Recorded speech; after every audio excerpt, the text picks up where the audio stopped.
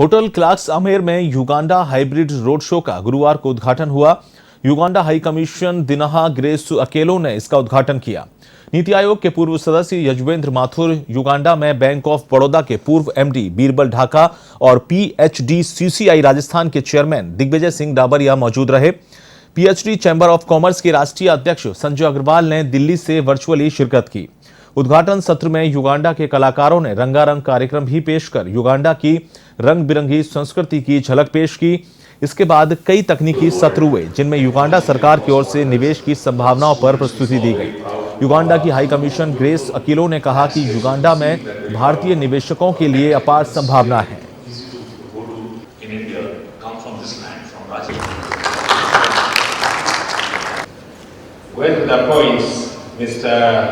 We need to please come to the dais so that we have a good photograph.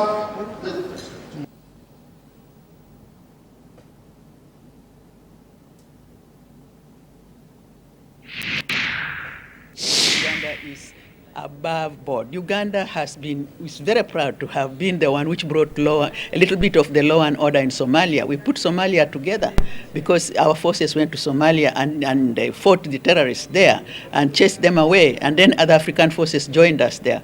So we are a stable factor. We are one of the stablest countries in Africa. Certainly in East Africa, we are a stabilizing factor, very, very much. We have a leader who has been in power for the last 30 years. Apart from being somebody who is an astute politician, he is also a general.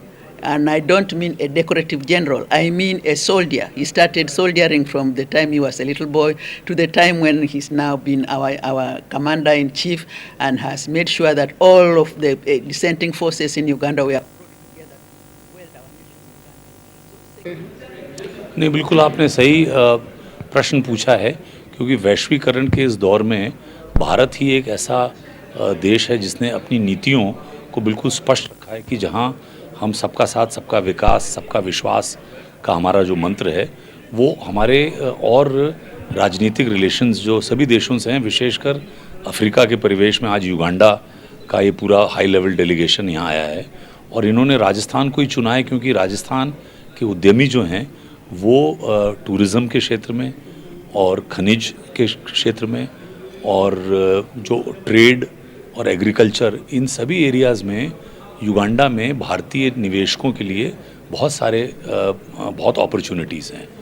तो भारत का जो उद्यमी हैं वो बाहर निकलता है और कोई नया देश युगांडा भारत के लिए नहीं है। जैसा आपको पता होगा, लगभग 50,000 भारतीय मूल के लोग युगांडा में हैं।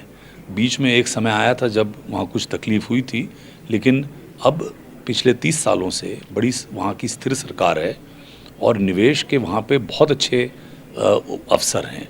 विशेषकर जैसा कह रहे थे कि एग्रीकल्चर के क्षेत्र में जो फूड सिक्योरिटी का परिवेश है कि हमारी टेक्नोलॉजी, हमारा एग्रीकल्चर का जो एक बहुत मजबूत बेस है वो और मजबूत हो सकता है अगर हमारे उद्यमी विशेषकर एग्रीकल्चर के क्षेत्र में और इम्प्लीमेंट जैसा ट्रैक्टर और फार्मिंग, तो हमारी जो तकनीक है उसकी इन देशों को बहुत ज़रूरत है। आईटी की ज़रूरत है। अब हमारे यहाँ जितना आईटी का मजबूत तंत्र एग्रीकल्चर के क्षेत्र में आया है। देखिए, सबसे बड़ी बात जो ग्लोबल वैल्यू सिस्टम जिस पे अभी सब चर्चा हुई है सेमिनार में, वो एक चीज़ है जो हमारे यहाँ के इन्वेस्टर्स को समझनी पड़ेगी कि अफ्रीका का जो ट्रेड प्रमोशन के लिए जो फ्री ट्रेड एक्ट है उसके हिसाब से अफ्रीका से जो भी एक्सपोर्ट यूएस में हुआ और यूरोपियन कंट्रीज़ में होगा उसके ऊपर कोई भी ड्यूटी नहीं है, वो सारा ड्यूटी फ्री है। तो कुछ पार्ट जो हम इंडिया में बनाएंगे और कुछ वैल्यू एडिशन अगर वहाँ अफ्रीका में करते हैं तो हमारे लिए एक्सपोर्ट अपॉर्चुनिटी बहुत बढ़ जाती है यूएस में और यूरोप में। ये एक बहुत सिंपल चीज़ है जिसको कि हमको ध्यान में रखना पड़ेगा और यहाँ की ट्रेड और इंडस्ट्री बहुत बड़ा काम कर सकती है, बहुत बड़ा एक्सपोर्ट कर सकती है, जो कि हमारे प्रधानमंत्री जी का भी मिशन है कि हमारे यहाँ का एक्सपोर्ट बढ़े, हमारे यहाँ की इंडस्ट्री इंडिपेंडेंट हो। इंडिपेंडेंट होने के साथ में वहाँ के जो रॉ मटेरियल्स हैं हम उनको यूज़